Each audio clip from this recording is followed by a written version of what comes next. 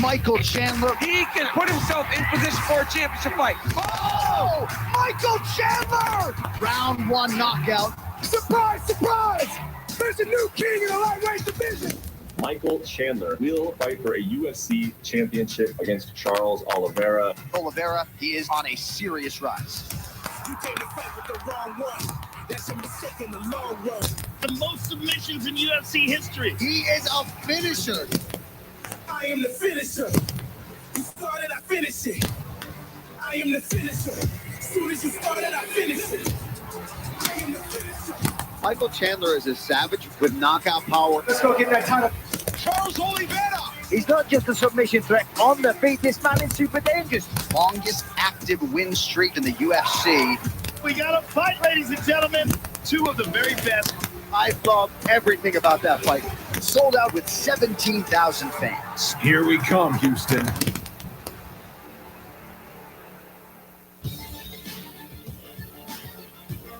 Welcome to the UFC 262 press conference, where this Saturday night, a new lightweight champion will be crowned in the main event right here in Houston, Texas. But first, a fantastic co-main event in the 155-pound division. First to the stage, one of the hottest lightweights in the world today, riding a 6-fight win streak into this H-Town showdown. Here is Beneil Dariush.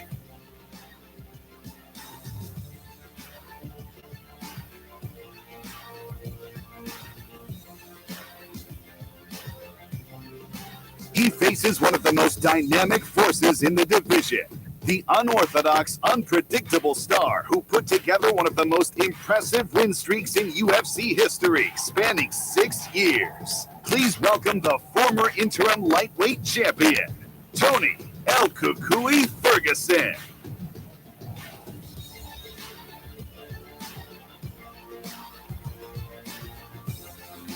And in the main event, the vacant UFC lightweight championship will have a new title holder by night's end.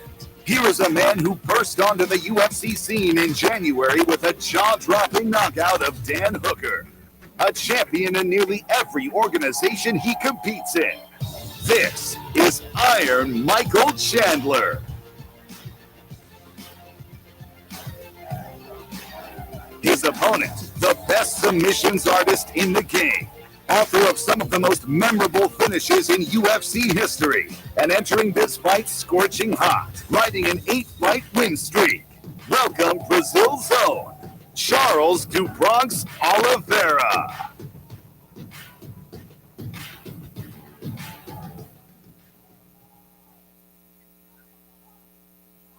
What's up, Houston? How are you guys?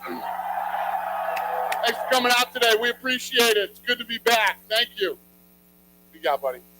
Start with you, Michael. I want to ask you, I mean, this is a crazy journey, right? Like 9 months ago, you're fighting for another organization. Now you're here for the UFC Undisputed title. So I just wonder what the feel is like. I mean, at this moment, does it still feel a little bit weird, or does it feel like this was my destiny all along? Man, it feels like, it feels like this is the way it was supposed to be scripted the entire time. A lot of ups, couple downs. Every road led me here, and honestly, as soon as I made the decision, as soon as that door just crept open a little bit, I said I was going to come in, I was going to kick the door down and showcase my skills and prove what I have been saying over the last decade, that I believe I'm the best lightweight on the planet. On Saturday night, I get So obviously your resume speaks for itself and what you've done up to this point, but there are some people out there that say, well, the guy doesn't deserve it. He spent 2.5 minutes in the UFC. Why is he fighting for a title? So what do you say? I mean, do you make the argument that, no, I absolutely 100% deserve it? Or do you feel there's a little good fortune, maybe some luck, something like that helped out? These days, the word deserve is a hard one to quantify. I've been in this sport for over a decade. It could be 13 years in August. My resume does speak for itself. I have dismantled 2 former UFC champions. So I love my resume. I love my past. I love my ups and I love my downs. I think the show that I put on against Dan Hooker, doing in 2.5 minutes what Dustin Poirier couldn't do in 25, what Paul Felder couldn't do in 25 minutes, I believe that was indicative of getting this title shot, not to mention the fact that I came in right away, kicked down the door, said yes to every opportunity, showed up with my work boots on, just like my dad did as a union carpenter for the last 40 years. And I show up, I'm a working man, I'm going to say yes when you call. And one last thing for you, Mike. I mean, you mentioned fighting 2 former UFC champions. So I'm just curious to the matchup itself. When you look at it stylistically, where does Charles Oliveira rank in terms of dangerous opponents that you face? Is he the most dangerous opponent you face? I think you got to put him up there as probably the most dangerous opponent. Not just that. I don't look at the skills that Charles brings to the table. I don't look at the record. I don't look at the submission wins. I don't look at the records that he has right now. I look at the fact that he's had some loss streaks. I look at the fact that he's been in the UFC for almost as long as I've been fighting. He was just a young kid from Brazil with a glimmer in his eye, hoping to be a UFC champion one day. All of a sudden, he gets that opportunity. And you think I'm going to be able to take that away from him. So I know we're going to see the best Charles Oliveira on Saturday night. I expect that. The fans here in Houston, Texas at the Toyota Center expect that. And we're going to put on a phenomenal show. Thanks, Mike. I appreciate it. Charles, I want to speak to you as well. A completely different path for you. As you said, 10 years in the UFC. So can you put into words what this moment means to you, this opportunity to finally fight for a UFC title? Charles, eu quero fazer essa pergunta para você. Um caminho completamente diferente do Chandler. Você está aqui há quase 10 anos. Como é que foi o caminho para chegar até aqui? São 11 anos, vai fazer 11 anos de história, né, dentro do UFC. Acertei, errei, aprendi. Estou muito feliz com a oportunidade que estou tendo hoje. It's been 11 years.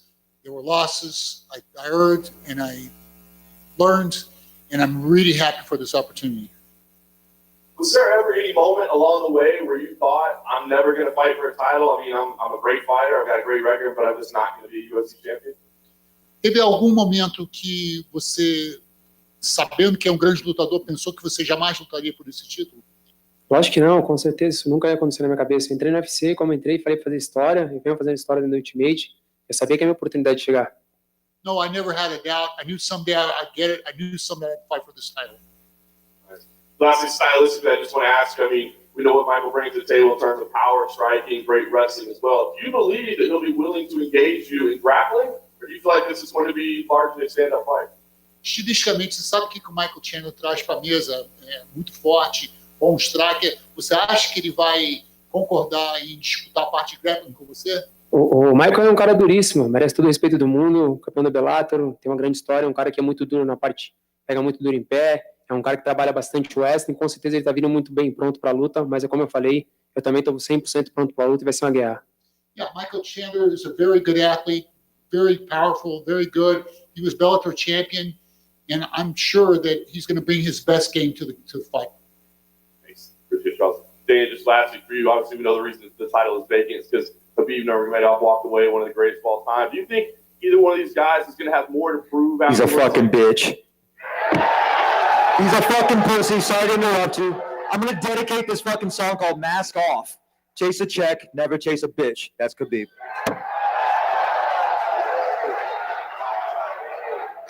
What was the question? Tony, you can interrupt me.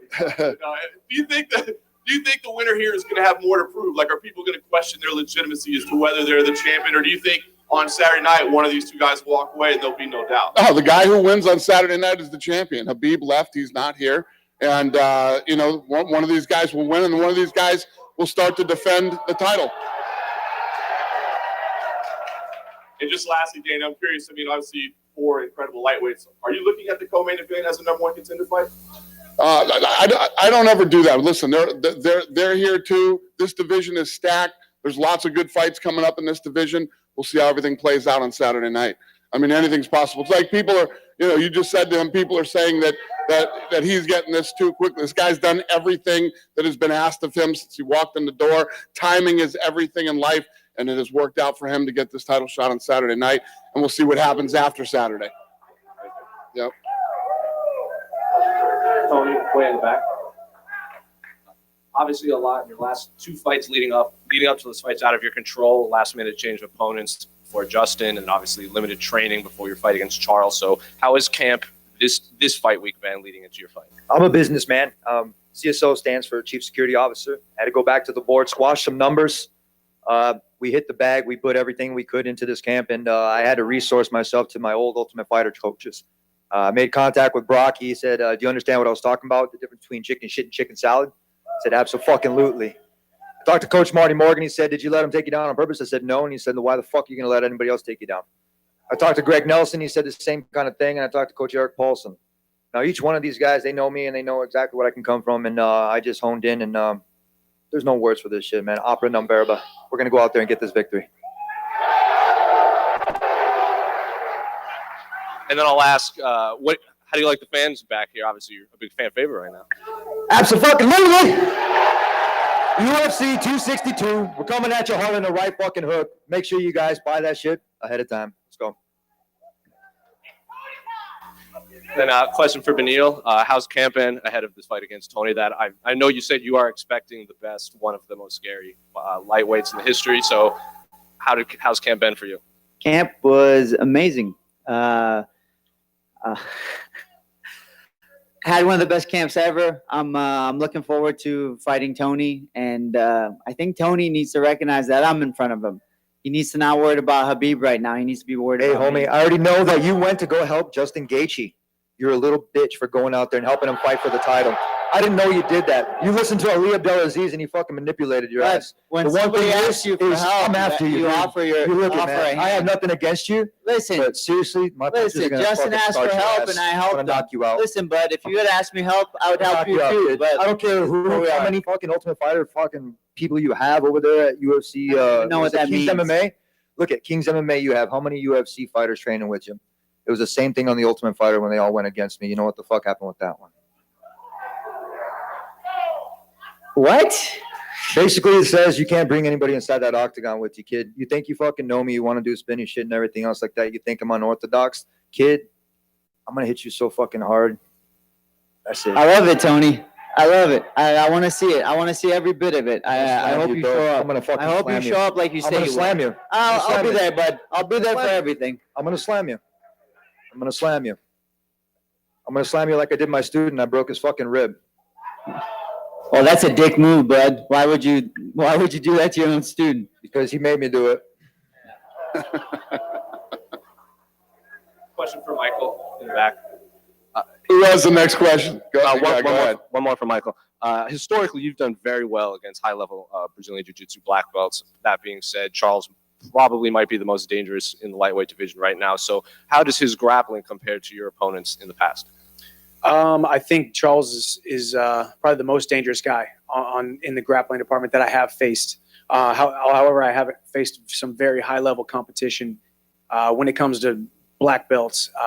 And my style is more pressure, position, and damage. My wrestling that even the way I wrestled in college, transitioning into mixed martial arts, it's more of an anti-jiu-jitsu than it is an actual wrestling offense. You're going to feel my presence, you're going to feel my pressure, and you're going to feel my power when we're on the ground, when we're on the feet. So I think I'm going to thwart every attack. I think I'm going to make him second guess himself in every single exchange, whether we're on the feet or we're on the ground. And that's where we're going. I'm going to get my hand raised on Saturday night. Another question for Michael. Getting the title shot this early into a UFC career, does that validate the decision to come over when you did? 1,000%. Making that leap, making that decision was not an easy one. And I just encourage everybody in life, when you have relative security, but you know you're not doing or being where you need to be, make the leap. And that's what I did. That's what I did when I walked on the University of Missouri, became an All-American. That's what I did when I left the relative security of my previous organization, running into the UFC, saying yes to everything, keeping my work boots on, put on a phenomenal show. And now I believe I become UFC champion because of it. So I think it validates everything. There was a couple sleepless nights there where I wonder if I was making the right decision when I tested free agency. But it has paid off in droves, and here we go. We're about to win a title. And, Beneil, I was curious, were you expecting that sort of reception from Tony? Say that again? Were you expecting that sort of reception from Tony? Honestly, I wasn't even sure what I was going to get from Tony, but I'm glad I got it. Me too, buddy. The fight's with you. It's not with anybody else. I appreciate it, bud. Let's go. Buddy. Tony, you say the fight's with Beneil, but not anybody else. But what will it be like to finally fight with the fans around you? It was exciting when there was nothing there, and it was exciting when there's something here. When we go out there, it doesn't really matter. Everything disappears, and it's like tunnel vision. It's exactly what it is. We go out there and we give our best. It's going to be a gentleman fight. We're going to go out there and we're going to give you fans exactly what you fucking earn, which is a good, hard fight. You got these two gentlemen who are fighting for a vacant title who I had 12 fights in a row, and I fought for a title, but then I got stripped, right? The other day, one of the cameramen tripped over a fucking cord when I was giving an interview, and it was actually not funny. The funny thing is God never puts enough on our plate that we can't handle. And last year, I put so much on my damn plate that he fucking fixed me up for this year, and 2021 is my bitch.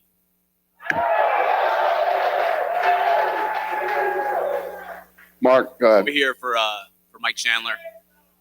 I just want to.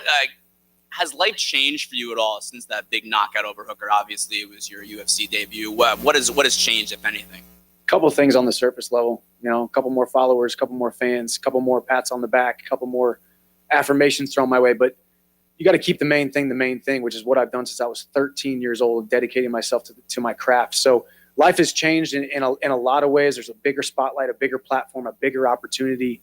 And now getting this title shot, obviously things have changed since. So just blessed to be in this position. And I feel great about it. I feel like I'm just now scratching the surface. I feel like I got another couple of years of having a blast right here in the UFC. Does any part of you make you regret, like, maybe not coming over to the UFC sooner? No, it's a great question because, 4 years ago, and I told Dana this when we had that conversation. I said 2 years ago, 4 years ago, I wouldn't have been the man, the competitor, the champion that you deserve to have under your banner. I wouldn't have been that man. Now I am that man. Now I am that guy. And I think that performance at UFC 257 proved that. I think the way that I've handled everything thus far has proved that. And at this point, as I said, I feel like I'm still just scratching the surface. And I think timing is everything in life, and the doors stay closed for the right amount of time until they're ready to be opened. And that door opened at the exact right time and under the perfect circumstances. And you talk about this title shot. I'm just a beneficiary of some interesting circumstances with Khabib retiring, Poirier and Conor having their trilogy. So he could not handle or could not have scripted it any better. It's perfect. Thanks. You fucking dodged me too, Chandler. Hey, that's not true. You're a bitch. Every fucking person out here except for this guy right here that's sitting next to me. Hey, that's not true. I'm gonna be real, man. Tony. The other side, those are the other. You could have fought me over here at this side's victory table. You could have fought me January 23rd, and I would have done the same thing to you. Hey, man, you fucking said no, man. I'm gonna be real. You got this shit handed to you. You got Dana White privilege. Tony. Thanks, Dana. It's all love, baby. Goodness. Check this shit out. Dana was right. He said timing is everything. Like I said, it wasn't meant for me to have the title, man. I would have gave everybody a chance, right? Fucking awesome. No, absolutely fucking not. These guys are going to try to keep the title away from me as much as they can. I'm Mexican. It doesn't matter if you're colored up here or not. But I'm made with American parts, too, so let's fucking go. Do you have another question? Yeah, of course. Yeah. Charles, so many Brazilian fighters, especially the elite ones, a lot of them come to the United States. They do their training camps in the U.S. You stay in Brazil. You stay in Brazil for your whole training camp. Why is that? Why is that important to you? Charles, tantos lutadores brasileiros vêm para os Estados Unidos e treinam aqui, mas você escolheu ficar no Brasil e treinar lá. Por quê? Você tem que treinar e se sentir bem. Vários vieram para cá e se sentiram bem em ficar aqui. Eu já vim, mas eu me sinto bem treinando no Brasil com a minha família, perto da minha equipe. Cada um tem a sua escolha. Yeah, you need to train where you feel good. A lot of them Brazilians come here, they feel good. I've tried, I didn't feel good. I feel good near my family. I feel good in Brazil training with my team. Thanks, Charles. And For Tony, someone asked Beneil about the reception you've gotten in Houston. It seems like this is El Cucuy country. Are you surprised by the reception you've gotten here? No, I was off for a year and a half. I had an injury that was from my arm on an arm break. Year and a half set me back. When I came back here and I fought in Houston against Mike Rio, I finished him. I got lots of love here. I remember when Travis Brown, I think it was Travis Brown, he said, Dana, I know we're here for the performance bonus meeting. And he says, everything's bigger in Texas, Dana, right? Right, remember that? And he said, how about a bigger bonus? So I'm going to ask you, Dana, since we're here like last time, can we get a bigger bonus this time? If we go out there and get a fucking bigger fight? Can we get it? Can you dig it? Let's get it. Do you have another question? I do. One more. Go ahead. Yes, that's a no. For Dana, I asked Mike Chandler if he had any regrets about maybe not coming to the UFC sooner. Do you kind of wish that you had Mike Chandler before now? I agree with him. I think that everything has worked out perfectly for him. No. Yes, if it would have been great, but it's all worked out great for him. It literally has been perfect for him since he's been here. And then just one more. Charles Oliveira has been in the UFC since 2010. He was really young when he started. Did you always knew he was capable of this elite level in the lightweight division? Well, the guy's been on a tear forever. Timing hasn't worked out as well for him as it has for Michael Chandler, but he finally got here and, always been a dangerous guy, has had some ups and downs in his career. But he's a talented dude, and here he is, finally getting his shot. Thanks, guys. Yep. Go ahead, man. Mike, will getting that belt on Saturday night be the validation of your career? We know you've been top 5, but it was like, yeah, he's not doing the UFC. So have you envisioned Dana putting that belt on you, and would that be the validation to let, I told you, MFers?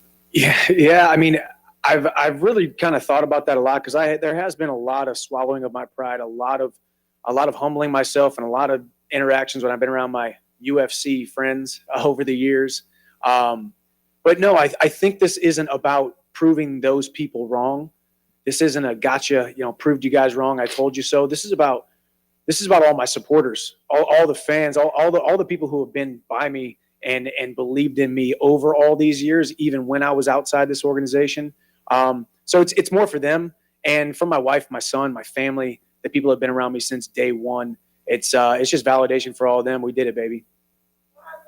You alluded earlier about scratching the surface. So when you see your name on that banner, is that about being that pay-per-view guy? Is that what you mean by breaking out and scratching the surface since we hadn't seen the best of you yet? I don't think so. I think you've only seen 2.5 minutes of me perform inside the octagon. I think Saturday night we'll get a couple more minutes for sure. There's no guarantees. We'll see. But yeah, I think I just love all this, man. I'm having a blast right now. I feel like maturity and preparation, everything came together at the exact right time, and I'm right where I need to be. And yes, I do believe I'm just scratching the surface. Next question is from Beneil. Do you think Tony is closer to the end of the career or the beginning of the career? Do you think Father Thomas tapped on his shoulder since we're starting to see stuff that we hadn't seen happen to him in his whole career happen more frequently? Well, I mean, he's 37, I believe, right? I'm fucking old. Yeah, I mean, Still beating the shit out of these youngsters. I'm not that young either, but obviously we're at the latter end of our careers. But that's you, brother. That's you. Thanks. That's brother. all quits on you, man. Yeah. I can see it in your face. Okay. That's fear right there. No, that's fear. In my opinion, it's the latter end of his career, but it still could be the best part of his career. It just depends on him. I still haven't even hit my prime yet.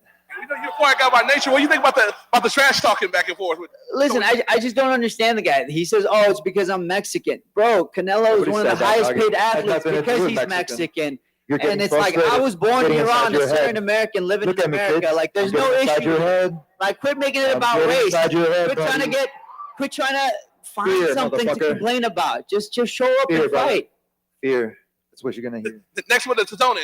I know you're a Canelo fan. Did you like that performance last week? I didn't watch. I was too busy training. I didn't watch it. I was busy training. I was pushing a truck or fucking pulling something or like slamming something or doing something, losing weight or doing things that obviously, check this out. I don't take vacations. Look at Kobe said the same thing. He went to Goat Mountain. He fucking, this is off of something I listened to. And he went back to his resources and he was saying these times right now, he's like, if you're spending time on vacation, you're watching these things out there, you're not doing what you're supposed to do. I went out there the other day when UFC came to film me, right? Check this out. And I told him, I was like, check this out. Film my gloves right there. You get some B film, B reel right there.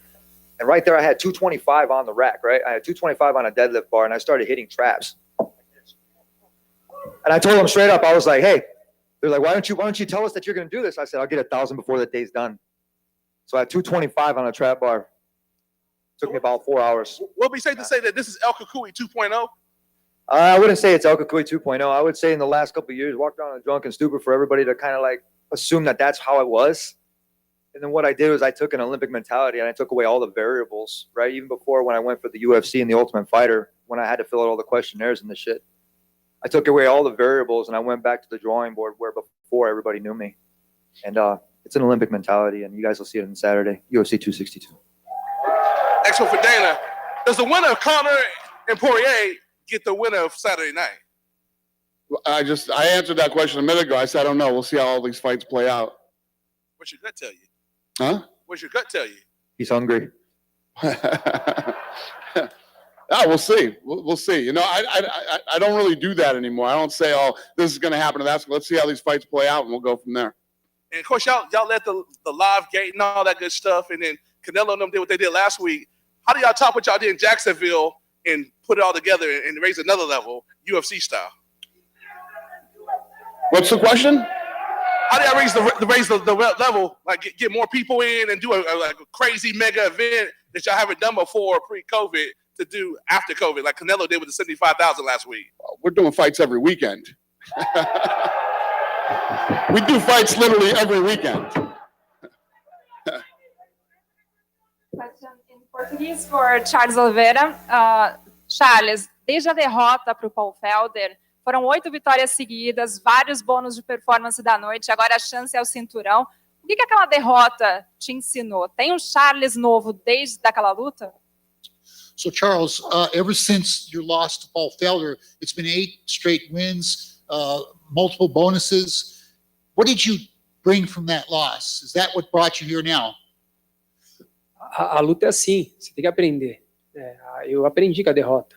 Eu evoluí, eu procurei treino, eu procurei evoluir. Eu queria lutar com esses campeões, com esses caras que são os primeiros da fila. E graças a Deus aconteceu. Estou muito feliz. Yeah, fighting's like that. You learn from your losses. I learned from that. I learned that I need to be better if I want to be here amongst these guys. Fighting and life is like that. Como você disse, são 14 finalizações, 16 bônus de performance da noite. Esse ano você completa 11 anos no UFC. O que essa chance ao cinturão representa para você? O que esse título representa agora que você está tão pertinho, né, de finalmente conquistar? Olha, é um legado, né? There are 14 finishes by submission, 16 bonuses. What does this chance for this title mean to you? Olha, é um legado, né? A gente tem que deixar um legado. Minha primeira entrevista no UFC, eu lembro que eu falei que eu queria fazer história, e eu venho fazendo história. Maior finalizador, sou o segundo recordista de bônus, e eu quero aumentar meu legado, eu quero mostrar para todo mundo que eu posso lutar com esses grandes campeões, com esses grandes nomes que tem dentro do UFC. Quero fazer história. Yeah, it's about legacy. I have the most submissions. I'm the second most bonuses. I want to prove that I can hang with these guys. It's about my legacy. That's what I want to prove here. Schmo. Question for Du Bronx Oliveira. You fought a lot of killers. When you found out you'd be getting the title shot, and you found out it was against Michael Chandler, what was your first reaction? Charles, você já lutou com vários matadores. Quando você descobriu que você ia lutar contra o Michael Chandler pelo título, qual foi seu pensamento? Cara, de verdade, eu tô aqui não em testar. Foi isso que eu falei, eu tô aqui não em testar. Michael Chandler é um cara duríssimo, merece todo o respeito do mundo, teve a oportunidade dele de lutar pelo título e eu também. Eu tô feliz com isso. Vai ser um grande show, tô pronto para isso. I'm here to test myself. Michael Chandler is a very tough guy. He's beat a lot of tough guys. So this is test. I'm very, very happy. Mr. Michael Chandler, after you got the victory in your UFC debut, you did a Zoom call with the Nature Boy, Ric Flair. Ric Flair said he'd be walking out with you at your next fight, title shot. Is the Nature Boy, Ric Flair, walking out with you? Hey, it remains to be seen. I'm not gonna give away any secrets, but yeah, Ric Flair has become a friend of mine. That's right. So he's a legend. So it will happen sometime in the future. Last question for Dana. What are the chances in the next 6 months the UFC will go international again for a pay-per-view fight? I don't know. It's going to depend on how this whole thing plays out. Obviously, we're doing Houston, then we go to Arizona, then we go to Vegas. I don't know anything beyond that. hopefully it opens up, and hopefully we're going international again and all over the rest of the country. But I have no idea right now. This will be the last question right here. What do you got, buddy? Charles, você acabou de responder a importância desse cinturão para você. E eu gostaria que você me dissesse qual a importância desse cinturão para o MMA do Brasil. Charles, you've already answered us that how important it is for you to win this title. I'd like to know, what do you think, how important do you think it is for Brazil, for the fighters in Brazil? É como eu falei agora, né? Eu quero fazer história, eu quero que meu nome, né, entre no Brasil como os grandes campeões foram, né? Anderson Silva, José Aldo, entre outros. Eu quero que meu nome também esteja lá, né? Como um grande campeão, do jeito que eu sou, humilde, respeitador, lutando com esses grandes nomes que estão aqui hoje. It's about history. You know, I want to be like all the other great champions from Brazil, like Anderson, like José Aldo, with my humility, with my attitude. It's about history. Cinturão em jogo, pay-per-view, o retorno do público, muita coisa em jogo para você, né, nessa noite de sábado. Como foi para você lidar com toda essa mudança durante a semana? O que mudou? Muita pressão, muita entrevista? The belt, the title, pay-per-view, second fight with the public after the pandemic. What does this all mean to you? How much did it influence you during this week? Cara, de verdade, estou curtindo meu momento, estou aproveitando meu momento. Eu lutei com grandes nomes, né? Eu já cheguei a lutar com grandes nomes, são 8 vitórias seguidas, né? Então, eu estou tranquilo da minha luta, eu estou tranquilo com tudo que vem acontecendo. É a volta ao público, vai ser show de bola, a gente vai estar todo mundo lá para dar um grande show para todos vocês. O card está perfeito, o UFC 262 vai ser perfeito. Truly, I'm coming off 8 straight wins, you know, against tough guys. It's going to be great. I was ready for it. I'm ready for it. It's going to be beautiful. Minha última pergunta. O que eu quero saber de verdade, Charles, é toda essa, enfim, a sua evolução nos últimos anos, são 11 anos. Qual mensagem você deixaria? Por que foi possível para você chegar a esse ponto depois de 11 anos? Qual foi a chave? Qual foi o grande aprendizado? Primeiro, fé. After 11 years with all this evolution, what was the key to get you here? How did you surpass all these difficulties? Primeiro, fé, você acreditar em Deus, depois a minha filha, minha família, a todos os fãs que acreditam em mim, a todas as lutas que eu fiz, ao meu time, né? Sou muito grato ao meu time, essas pessoas que estão na minha frente. Eu tenho orgulho de representar o Macaco de Team, futebol com o Diego Lima, né? E está crescendo cada vez mais. It's about faith. First of all, in God. It's about my family, about my team, about the people in front of me, about the fans. That's what motivates me. We're going to pull this stuff out of here and square these guys off for some photo ops. Thank you, Houston. We appreciate you.